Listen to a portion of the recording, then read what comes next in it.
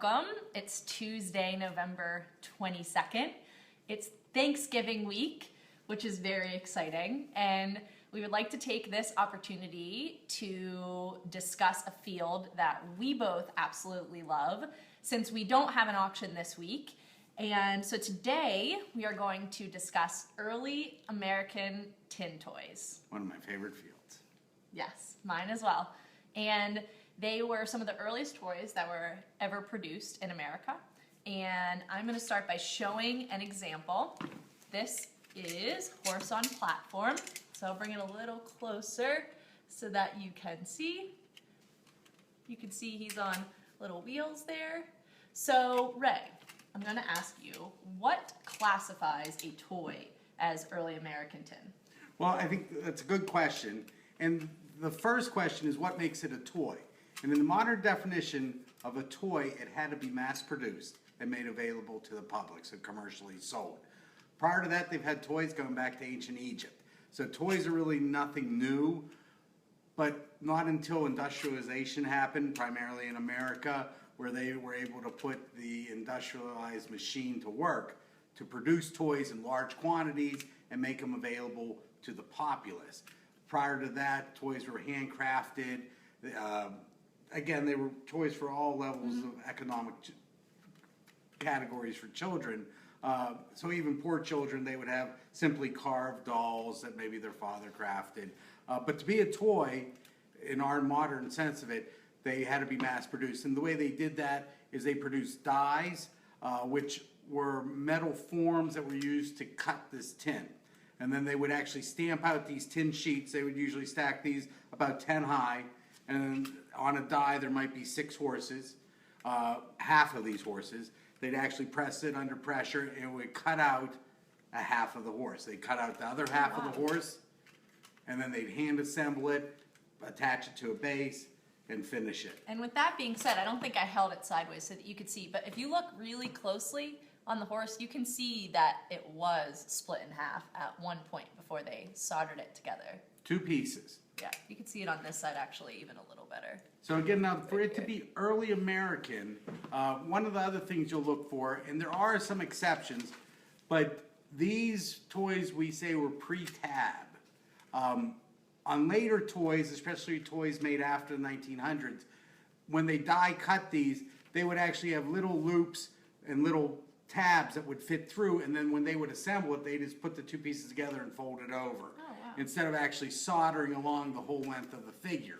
Made the toy much cheaper to produce, quicker to produce, but generally toys that are held together with tabs are not what we consider early American tin toys. It's a whole class, again, one of my favorite fields, and I think the most artistic of all the toy fields. Yes, I think they're just beautifully crafted, exactly how you said. And to elaborate a little bit more on what Ray said, these toys were produced between 1850 and 1900. Their golden years were between 1865 and 1888, and they were predominantly manufactured in Connecticut, but they were also produced in New York and Pennsylvania, so our home state. And with that being said, who were some of those manufacturers, Ray? Well, the most well-known and probably most recognized name is George Brown, and he was in Forestville, Connecticut. Produced primarily toys in the 1860s to 1880, but I actually have seen one of the earliest toys that I've ever been able to confirm a date on was a George Brown train that was dated 1852. Most of these fields, really most of these toys didn't really come out until after the Civil War. All these companies, or the majority of them, again, were in Connecticut or the Northeast. They were primarily built and operating on contracts with the Union Army to produce goods for the war, whether it be eating utensils, ammo boxes, things of that nature.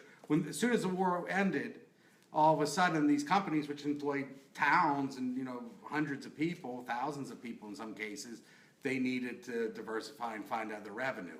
So toy manufacturing sort of became an industry in itself. Oh, wow. And a lot of them were spun off from that. So I don't know if you notice on this, the wheels on this toy, Bree? Yes. Okay, see they're kind of odd. And Yeah. generally on most American tin toys, these are called platform toys here, and it's Okay. 2 different scales, and we'll get into that in a bit. Yeah, so you could see this wheel and this wheel definitely have a different look to them. So there's different types of wheels, and here's one of the most difficult things about collecting American tin. It's very, very difficult to precisely identify the manufacturer of any one of these toys. The reason being is that one of the large manufacturers was Adolph Bergman out of New York City. Okay. And it's believed that they produced very little themselves, meaning they actually didn't produce the parts. They would contract out with these other manufacturers throughout Connecticut and Philadelphia area, bring the parts in and then assemble them there. So their toys very often will have characteristics of manufacturers like George Brown. Getting back to this with the wheels, these companies also were very thrifty. So very often you will see where they use scraps from other type of projects and they would actually use them in their manufacturing. Oh, wow. And again, I'm not precisely sure what these were from, but I'm sure it's a leftover from one of their manufacturing processes. Again, it was cheaper to use those leftovers than to purchase wheels. They're both original, and whenever you see a toy, what you want to look at is you want to look at where the axle connects to the wheel. Okay. That's very telling, because if that wheel's ever been off, there's usually some sort of indication that it has been off. And I'll very often start with the tin toy, I'll start with the wheels. If the wheels have been off, you know the wheels have been off for one thing, but generally then you say, well, what else has been off of this toy? These toys are characterized by being extremely difficult to get in very good condition. They're very, very old. You know, again, 1880, so they're about 100 and, coming up on 115 years, 120 years old. They were not primed. So when they painted these, they just used the paint directly on the raw tin, which, because there was no primer, it doesn't adhere very well to the tin and would flake. And very often you'll find these toys in very poor That's why condition. you see when he says flake, you can see that there are definitely chips there on the little horse. But so when you mentioned, just to back up for one moment, that you are looking at the wheels to see if there was something wrong and something would be amiss. I mean, what would you say? Would you say that there will be, There won't be. can you see where it would be I don't know cut if you can or? see. Well, if you look at this one very closely, why don't you hold that up there for me? Right where that axle goes into the center of the wheel, you can see how tight that is. There's no fresh. I guess there's really, right in between, there's really no space. There's no fresh metal marks there. It doesn't look like there's any glue there. It doesn't look like the wheel's been heavily bent or torqued upon. These are little tips that I look for when I'm trying to identify whether the toy is one original, because with these toys there's a lot of reproduction, there's a lot of restoration, and that's all very important when it comes into figuring out exactly what that toy is worth. Okay. Because that's what we're getting at there. Right. Is trying to figure out what they're worth, because every toy is a great toy. I love all toys, doesn't matter the condition, but one of the big things when you get into these antiques, especially of this age, and especially some of these toys can be into the 6 figures. They can be very expensive toys at times. What you want to make sure is that you're actually getting what you're paying for. Okay. So there's no problem buying a restored toy, but you want to know that when you're purchasing it, you want that to be reflected in the price of the toy, and and then it will fit into your collection. You'll be happy with that toy for many years to come. Right. So again, back to the manufacturer. So George Brown was one of the first ones. Okay. And another issue with these, this is the George Brown sketchbook, okay? Another issue with categorizing these toys and identifying them is there's very few reference materials on them. There are a couple original catalogs, and this George Brown sketchbook, which Bree just showed you, that was owned by Barney Barinholtz. Now, one of the things that I like about us doing these broadcasts is that I can really interject a lot of the history, and this is a lot that's just sort of been passed on through me, and I'm passing on to you and everyone out there. Barney Barinholtz was one of America's premier collectors. He was a real true gentleman who was the founder of it's called Creative Playthings, which was a large toy manufacturer. He collected toys because he was a toy maker. This is sort of the main reference book. It's called American Antique Toys. Barney and his wife wrote the book, I believe, around 1980. It lists a lot of toys in here. Again, now getting back to why this is a difficult field, Barney did a lot of research, but in the 40 years since this book has been written, new information has been found. So there are inaccuracies in the book as far as who manufactured the toys, but the way I look at the whole field is I'm not so interested in actually who the exact manufacturer is. I like the field because these toys to me are pure sculpture.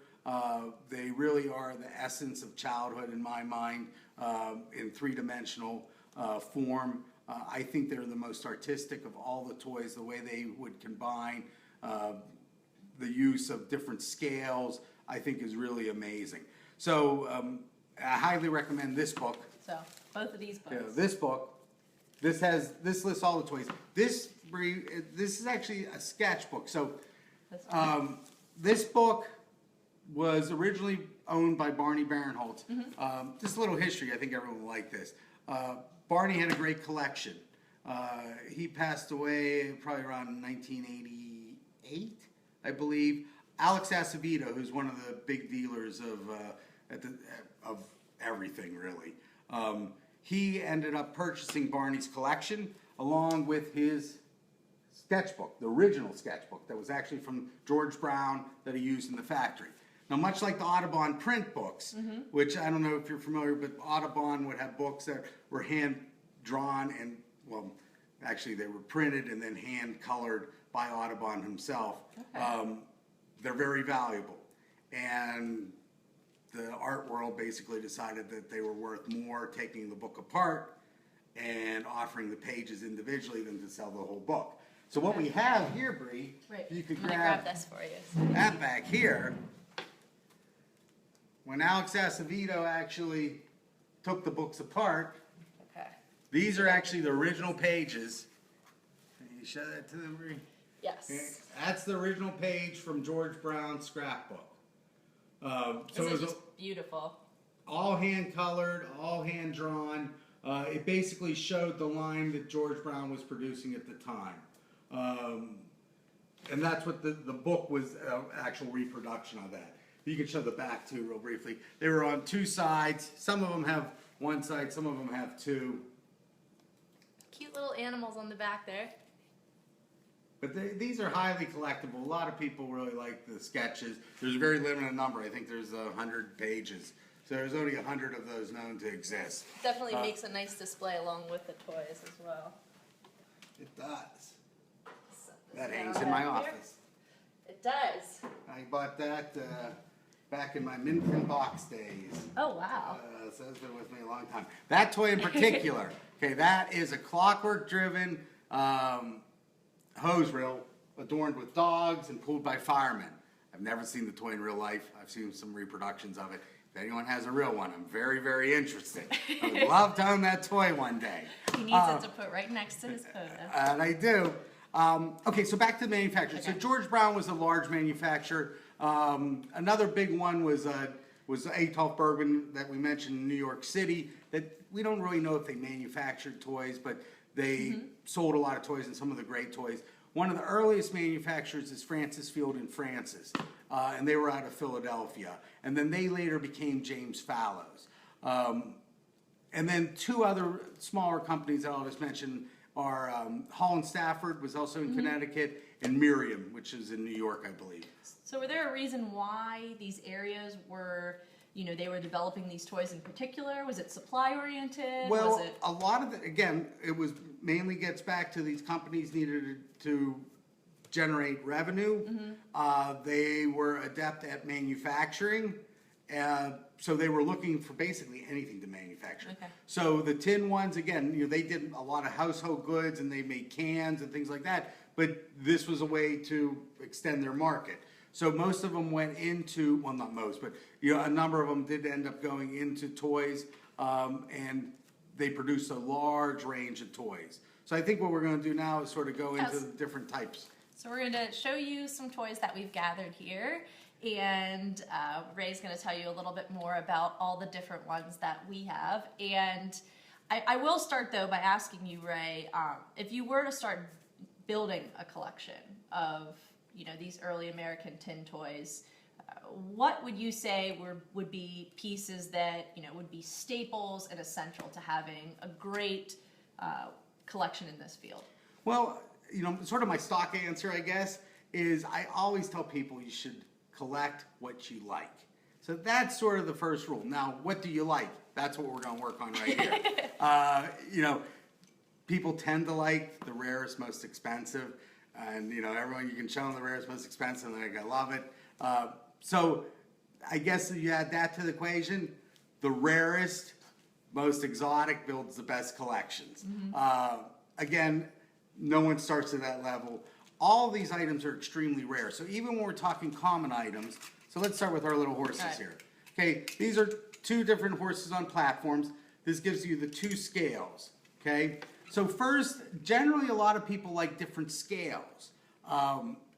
This is essentially the smallest scale, although there are horses that are a teeny bit smaller, one size up. And then this is actually a larger scale. Okay, there actually is a set of horses that can go in between that, and then there's even one scale that's bigger, and I have a toy later. But in the horses, these are all classified as platform toys. There's a lot of collectors that just like platform toys. Platform toys were produced by virtually all the manufacturers. Most of these here, I believe, are fallows. So these are out of Philadelphia, probably about 1890. All these toys essentially could come in different sort of forms, meaning they could come with riders, without riders, they could come with figures on the side. Different so colors. There's a lot different colors, different color bases, again, different wheels, actually different types of bases. You can see how this base is sort of flat. This one's rounded. This one's rounded as well. And, and we'll sort of refer to them in the different sizes, this being like a 5-inch horse, this being like a 9-inch horse. The big ones are about 12 inches. So you generally refer to them in those sizes. So platform toys are a very big field. And let me show you a couple other platform toys, sort of different scales here too. Okay. This one's adorable. That's a boy with a lion, and here's another boy with a lion. Okay, this is one scale up. This most likely here is George Brown, the one in my hand. Yours, I believe, is probably Adolf Bergman. So again, two different versions. Get the other side for you so you can see both sides. Of the lions, okay? And then actually, then here's the two lions on platforms, small lions on platforms. Okay, the one on this side, we refer to that as Alpha Lion. He's the main lion. The king. That's actually a very rare form. You don't see that too often. The other line, again, is most likely George Brown. I just really like the condition on those toys. And generally these small platform toys, sort of like these lines here, that's sort of the starting point for a lot of collectors. They tend to be the most affordable. They're relatively the most available, although some of them can be very, very rare. Sort of a line like this on platform, they'll generally start around $550. The Alpha Lion is about $975. And then the horses again are sort of more in the basic range. Like a small horse like this would probably sell for about $250 to $300. And that's sort of an entry level where you can get into this field. You can buy beautiful toys that are all original. We're going to get into that shortly, but generally for something all original, a couple $100 will get you a toy. And does that change based on scale, or is it more rarity? A little of everything. It all factors into it. When you go up to with a figure alongside of it here, a much more desirable form. A toy like this is $1,500. And then the condition, when you add condition into that, a toy like this is $2,800. So again, you're looking at rarity, condition. Ultimately, with American Tin, generally the highest prices come from the ultimate condition. It's very condition sensitive. There's a lot of toys out there. To get a toy that hasn't had any repaint or restoration on it is very rare, and that does add tremendously to the field. So just to give you another idea, and these are sort of platform toys here. These are Adolf Bergman. He's one of my favorites that we have today. Little camel. Sometimes we refer to Bree as the camel. I like to drink a lot of water. What can I say? Okay, so that's an Adolf Bergman camel. Beautiful condition. That's one of the nicest camels I've ever seen. Great toy. Again, now they made variations of the toy. I don't know. This I'm sure is Adolf Bergman. This most likely is too, but this is another version of this toy. I'm sure it's much earlier. Why don't you say that to him? Okay, this is with a driver. Yes. A howdah, or it's not really a howdah, but he has packs and a tender. That's the most advanced or most complex form of that toy. Although you will also sometimes see that with a bell on the back, but I can't say I've ever actually seen this one with a bell on its back and the two other figures in the howdah. So I think this is very rare. This toy actually has been in our collection since the 80s. It came out of Kansas City. That's one of the longest toys, the toy that I've had the longest in the collection. Very, very difficult for them to come by. And, the plain camel, although it's a beautiful toy, much, much more common.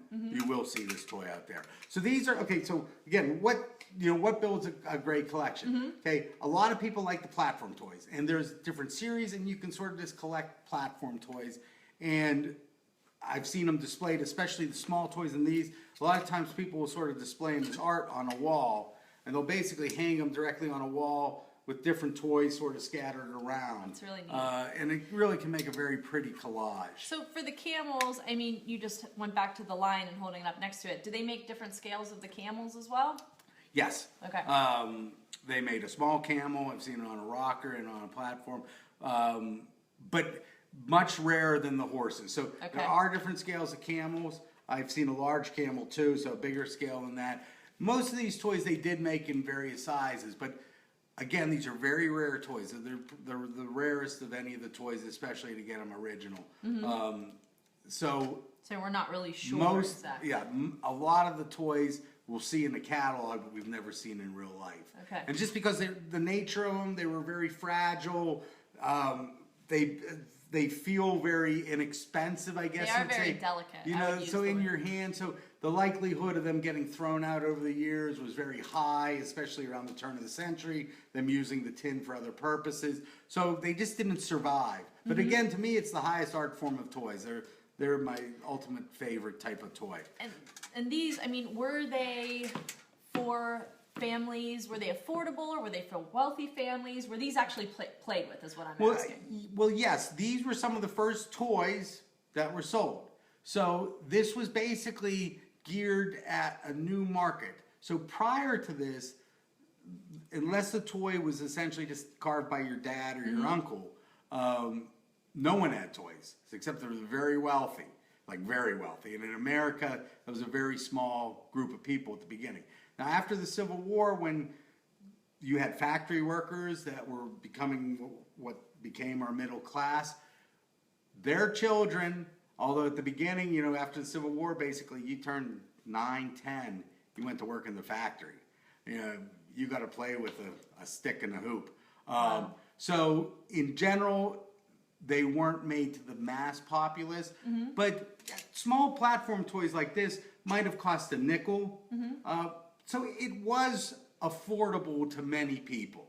So they might get a toy like this, a more complex toy, and we're going to go into the next group of transportation. These have clockwork mechanisms in them. This was a much more expensive toy. It probably cost close to $1. So this was not a toy for the people. Okay, so the first were the platform toys. Okay, probably the most popular type of toys are transportation toys. Okay, so this is a lot of these toys just recently were recent acquisitions. This is the Vigilant. It's a clockwork locomotive, and you can show the little figure inside, Bree. That's what makes it really interesting. See him underneath that little roof there. Okay, all these toys were coming out right sort of when the railroads were booming across the West. So locomotive train toys were extremely popular. That's what they sold the most of. Again, these are out of Connecticut. This toy, I believe, is made by Hall and Stafford. And while Connecticut, and it's hard to see in here, but there's a clockwork mechanism. Connecticut was the home of America's clock manufacturing community. Through there. It's hard to see. Oh, you can kind of see it at that angle a little, but you can see the little spokes. So in Connecticut, they had these manufacturers that had clockwork mechanisms, and someone had the bright idea, why don't we put one in a toy and make a motorized toy? Clockwork toys are more desirable than non-clockwork toys in general. Why I showed this, besides the fact that it just came in, one, the condition on it's outstanding, but two, the figure in the back makes it very, very rare. It does say vigilant along the side too, so. But I if don't know you can see that figure in there, you'll see a lot of locomotives, but you'll never see it with a figure. Now again, things that I'm looking for when I see a train, and we'll go into this real quick. Okay, on like a figure, anything that's been connected, I always look at where it's been connected. Because if that figure has been added to this toy, it totally changes the value of it. You want basically the paint to look unaltered, completely the same around the feet, up the ankles. And I'm looking for little clues like that. And that's what, when I look at that, I know that that figure came on this train, which in my mind makes it much more desirable, much more collectible, and something worthy of a collection. And for this one, is it rare? I mean, they're very little chipping on this toy, really. That's really beautiful condition. Yes, it is. Yeah, and in locomotives, now they made virtually every size of locomotive. So they go from this to the Giant, which is about that big. Almost out of our shot here. The Giant's a very big loco that also came with cars and a tender. A train like this probably didn't come with any car. It was just sold with a locomotive, but they would... It does have a little hole here. It does have a hole that you can put a tender on there, but most likely, most of these locos like this you'll see by themselves. Okay. I've seen very few clockwork, I shouldn't say, but you don't usually see clockwork locos with a tender, and then it's usually 2 passenger cars. Non-clockwork versions will usually have that. I don't know why really, but that's just my sort of finding. Now, another type of transportation, same manufacturer, and just, I like the comparison because I think these are both pretty. Okay. You can look the same figure. Let's hold it, guys. See if I can. You got them right? Okay. Okay, that's Broadway and 4th Avenue. Now, it's a That's this one. trolley. So again, these are small scale. Look at the detail on that one. I just love the coloring on it. That's a beautiful toy. The trolley's really gorgeous. It really is. Again, made by Hall and Stafford. I sort of know that by the figures and the nature of the toy. Same series as the Vigilant locomotive, but I think that's just a beautiful trolley. They use beautiful stenciling on that. So again, mass produced. So this was all die cut. They would hand assemble it. They would apply a stencil to it. They would put the gold on. If you show the roof to them, Bree, you can see there's nice stenciling up on the roof too. Yeah, there's a lot of detail on this toy. And I will say, this type of toy, so the transportation toys, especially with figures, the majority of the advanced collectors, I would say this makes up the mass of their collection. It's probably what they like the most. They're complex forms. Again, what I love about American Toys is how they mix scale. So you have a figure that in real life would be 10 feet tall, horses that, are maybe 5 feet tall. And, so they just sort of mixed it, but to me it looks like a great piece of folk art or a great piece of art. It does. I just love the form. On these type of toys, so any horse-drawn toy, again, these are just little things that I look at, but any horse-drawn toy that you look at, I usually will go to the horses to see how the wire's connected to the horse. Very often these will pop off, and then they'll have to be reapplied. And this one looks great, but take my word for it, it has been popped off, and then it's been reapplied, and then touched up. You can tell that with a black light, which is an ultraviolet light, which is a pretty good tool when it comes to American tin. That I think, if you're really going to get serious in the field, it's worth investing in. And there's nothing wrong with there being a restoration there. But, for example, because other than that, this toy is 100% original. Very often, like these rear bars will come off because they're very delicate. The driver could be reattached. But that's all original. The horses are original to the toy. I'll look at how they're connected. Very often underneath where the solder is to see if there's any new solder. So I'm looking for all those kind of things. The only issue with this toy is that this wire popped off of this horse at one time just because there's tension on it. So to reapply it, it has to be resoldered. That paint then has to be blended. So if you would blacklight it, you'll see a little area right here that will fluoresce slightly differently. And that's why you're the expert, because looking at this, You I could never tell. And Yeah. you know, and there's nothing wrong with that. The difference is that with the restoration, I would say this toy is worth about $5,500. If it had absolutely no restoration, I would say it's a $10,000 toy. Wow. So it's a significant cost factor for a really relatively simple thing. I actually put on my shelf. I put it this way. I don't even have to see it. That's the solution. That's how I fix that. It's a really beautiful toy. It really is. In addition to the camel, this is one of my favorites too. Well, it's transportation. Excuse me. You Toys okay? are real good. Here, let's just do this one real Moving quick. along. Yeah, this is back to the platform toys, but you know what that's called, Bree? I know it's a lady and a cow. It's lady with her prize cow. And it's a ginormous cow, by the way. Back to the scale comments. That's what makes it prize cow. Prize cow. But yes, this one's really nice as well. It has a little bit more wear on the actual platform on the base, but Yeah, this toy, one of my favorite toys. To me, it really shows the art of early American tin. I think it just has a beautiful profile. This Does. toy is 100% original. There's 3 of these toys known. This is the second best one. There's one a little better, I must say. But this actually was Bill Bertoya's example at one point, and one of his favorite toys. I think it's a world-class toy, you know, and we're getting into a higher level here. So, you know, this toy here, you know, would be sort of valued around $17,000 to $18,000. Wow. So that's really a wonderful, wonderful toy. One of my favorite toys that I own. Very nice. We're sort of out of order, but let's grab a couple Okay. of these transportation. We were Okay. doing transportation there. Going to move on to All a right. couple others. So again, now these are just different examples of transportation toys that I pulled out that I figured people would like to look at. Okay, they call this the doctor's cart.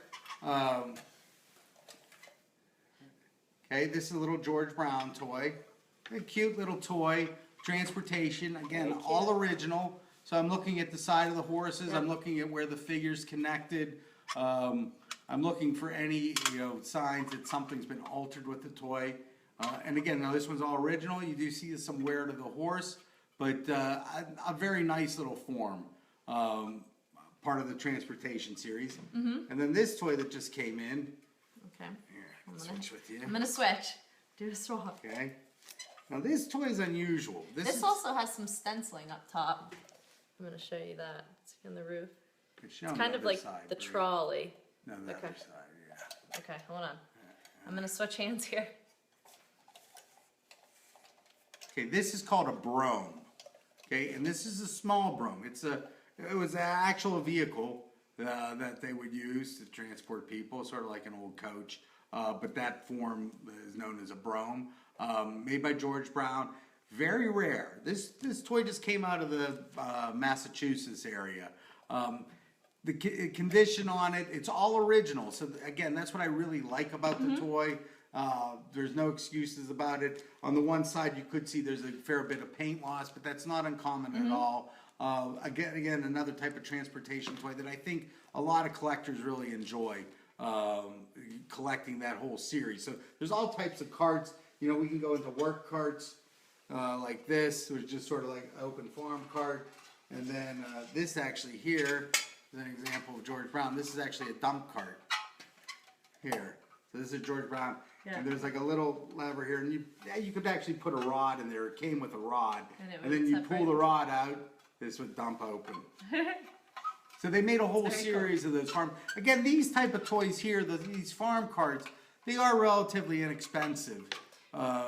These toys, like your dump cart there is an $800 cart. This Yeah. small one here is $250. Okay. Are So there again, different scales of these ones as well? yes. So again, this is a small scale. They aren't the same, but you can find them the same. This would be the small scale. This is the medium, You have a okay. medium, and then they have a bigger scale, and then they have a very large scale. Okay. So actually, we'll show you. We have sort of. I guess we're getting here toward the end, but why don't you grab the granddaddy of them all? over Yes. there, Bree? So I asked Ray right before we. Well, no, we're doing Oh, we're one on- before we're that. on- Not okay. yet. We got one before We that. have one before. I'm jumping the gun. Hold on. Okay, you want large. Okay, this is This large. one's really big. It's probably gonna fill a whole screen here. Okay, now Good. this is an extremely rare toy. This I've never one's seen really another cool. one. Okay, this is made by Francis Field and Francis out of Philadelphia, one of the earliest toy manufacturers. This toy probably dates right about, this could be pre-Civil War, it could be 1860 at the very latest. It's 1865, 66. Larger scale. Now these type of toys here, when you say what should I be looking for? Right. To me, I love the large scale toys. To me, these toys, I call them large scale.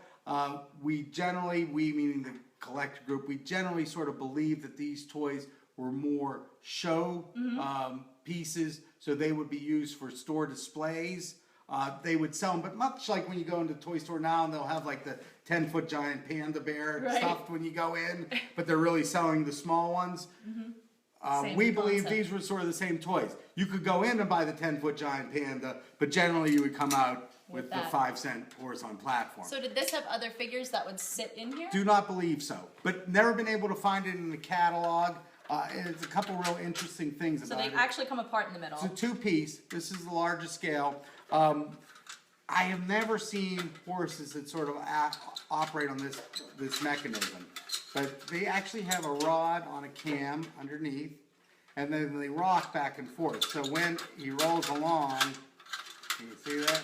They actually gallop. Only toy I've ever seen that has that mechanism. So very unusual in that fact. And then again, we don't have it in any catalog, but why we think it's sort of Francis Field and Francis is Francis Field and Francis would adorn a lot of their toys with these sort of appliques. So that's sort of a tin applique. You see it that? right there. He's talking about that right on the side, right there. And then the step stool or step feet here, those are things that are very characteristic of Francis Field and Francis. Great toy, large scale, all original. Condition, I'd like the condition to be a little better myself, but it is what it is. The colors are still beautiful. This on it. coloring's beautiful. The coloring still comes through. The stenciling's even beautiful. It's really a world-class toy in my mind. And a toy like this is, a little over $20,000. So we're getting up there in the world of antique toys. But, this is the largest scale. And to answer your question, in my collection, the toys that I prize the most are sort of these large scale. So have you've seen this in smaller scale before? Well, I've never seen that in smaller scale, but I mean, in essence, it's very similar to these carts. So it's a buggy. So they did make buggies. I've never seen that exact toy before, but I've seen things very similar to that. But that's the largest scale that they produce of that. Wow. So I love them. I love that too. Ah, It's very nice. Okay. okay. I'm gonna turn back around here. And as I was saying, I'm gonna backtrack. I asked Ray prior to this broadcast what was his all-time favorite early American tin toy, and he proceeded to grab this one for me. And I just wanted to show you this in person because it's absolutely beautiful. Now that is called the Patriotic Lion Hose Reel by George Brown. Again, large scale, one of the larger belt or hose reels known to exist. Part of the fire apparatus. They made hose reels, they made ladder wagons, and then they made pumpers. And then there are also some police patrols, but not so much in American tin. But to me, this is one of the highest forms. I love when they do this complex metal work. This is actually wire that they would bend to hold the pieces together. Now again, that's essentially the same lion that you're seeing in this small platform Oh, toy. wow, it And they're is. using the sides to piece it Would together. he be into- painted similar to that? Yes. Okay. Yeah. Well, these are actually have a wash on them, so they're painted, but they have a gold wash on it. Okay. Whereas this is actually painted. So just a different type of paint that they use in the applique. But this is one of the great American toys. This toy was actually the signature toy of Ernie Long. Ernie and Ida Long were some of the pioneers in collecting toys. they wrote a couple books, or sort of, they called them an encyclopedia of toys, which they basically just took catalog cuts. I should have brought one out. They took catalog cuts from all the catalogs that were existed and sort of tried to group them into an encyclopedia. This was his signature toy. It's what he used on his business card. It was then sold to Gary Smith, who was a big collector in Kansas City. This was back in the, I guess it was early 90s. And then I did a deal with Gary Smith, probably mid 90s, and I've had this toy ever since. One of my favorite toys. Very, this we're getting up. It's not really a six-figure toy, but it's very close to it. Again, one of my favorite toys that I've ever owned. It's beautiful. So that's our little sampling of American Tin.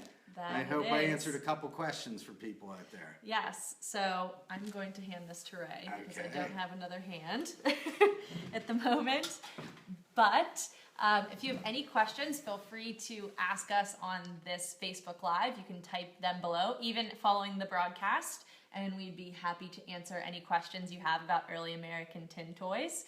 And with that being said, we would like to wish Kent Klein a happy birthday today. Kent, happy birthday. Happy birthday, Kent. He is one of our OTS staff members. Member of the squad. He is. He's a squad member. And next we have a couple announcements. So even though we did not have a auction this week, we have one next week. And it is December 2nd, 3rd, and 4th. It is called Mint and Boxed. It's for Old Toy Soldier Auctions. It's on Live Auctioneers right now. So if you search Old Toy Soldier Auctions, it comes right up. And you'll be able to place your bids. You can also call in bids, email bids, fax bids. So there's definitely still time. And we'll be broadcasting Thursday, December 1st. So next Thursday. At 7 p.m. So you can join us there if you have any last minute questions prior to that auction. And there are some absolutely pristine, beautiful, exactly what the sale is entitled, mint and box sets from the Dr. Volter collection. So definitely check it out. And following that, we have 3 shows coming up that we are going to be at. The next one is the West Coaster, January 8th. And that, you can jump on their website and check out more information. So you'll see Ray and I with a table set up there. And following that, we will be at the Winter Antique Show, January 20th to the 29th in New York City. It's one of our favorites. It is one of our favorites. Exhibiting as Gemini Antiques. Gemini Antiques. So look for the Gemini Antiques. We're booth 45. Booth 45. It's a good one. We're there for 9 days. So if you're in the city, it's definitely worth stopping by. Highly recommend it. Following that, we will have staff members. We personally won't be there, but we'll have OTS staff in Glendale, California at the All-American Collectors Show January 13th and 14th. And also, for all you soldier collectors out there, there is a show on January 29th. It is the 23rd annual Florida Toy Soldier Action Figures and Toy Collectible Show in Lake Worth, Florida. They have over 120 tables there. I know children are free, so you can check out more information about that at southfloridatoyshow.com. I highly recommend, if you're in the Florida area, to stop by that show. If not, it's worth the trip. How come we aren't going to that show? Well, I guess we're in New York. We're in New York.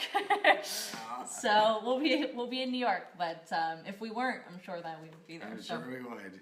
So I believe that those are all our announcements. So with that being said, happy Thanksgiving. Happy Thanksgiving, everyone. We're looking forward to having some turkey in a day or two. Can't wait. We'll see everyone Thursday. Yeah. Not this Thursday, next See Thursday. everyone next Thursday at 7 p.m. Thank you. Bye now.